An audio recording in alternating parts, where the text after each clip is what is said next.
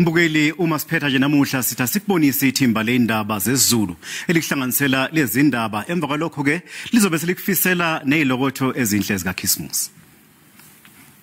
Siyithimba lezindaba zesiZulu ku SABC1 elinhlanganisela izindaba njengoba zinjalo sithanda ukunibonga ngokusenza sibe uhlelo lwezindaba oluhamba phambili kuleli.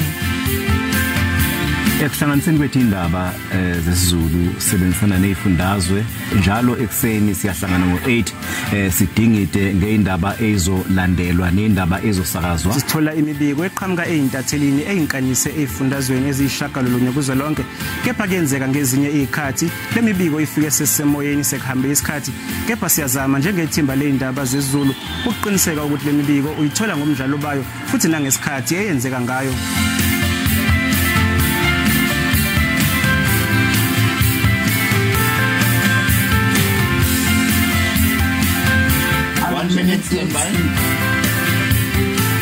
Mbukela ukusebenza ngaphansi kwe-COVID-19 kubenzima kakhulu kuthina njengabadidiyeli bezindaba. Ngaphambi kokuthi uqophe izwi lakho kumele usule imic uyisanitize wenze isiqiniseko sokuthi ayinawo amagciwane nanokuthi uqopha ufake isifonyo kuba nzima kakhulu ukuthi uphimise amanye amagama. Kodwa ke siyasebenza noma kunzima kunjalo. Lo mbiko uhlanganiselwe uSilindo kuhle Gumede eGolini.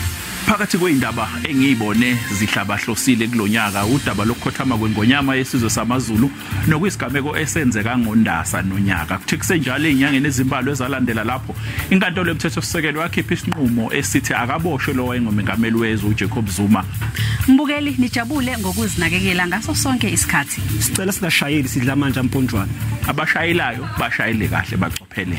Mbukeli ungene kahle onyakeni omusha. Bakwethu kuko konke esikwenza ngalamaholidi asiqinisekise ukuthi silandela imigomo ye-COVID-19. Mbukeli ube namaholide amnandi. Noma ngabe ukuphi kulamaholide izindaba zesiZulu ziyatholakala kulezi zinkundla zokuxhumana.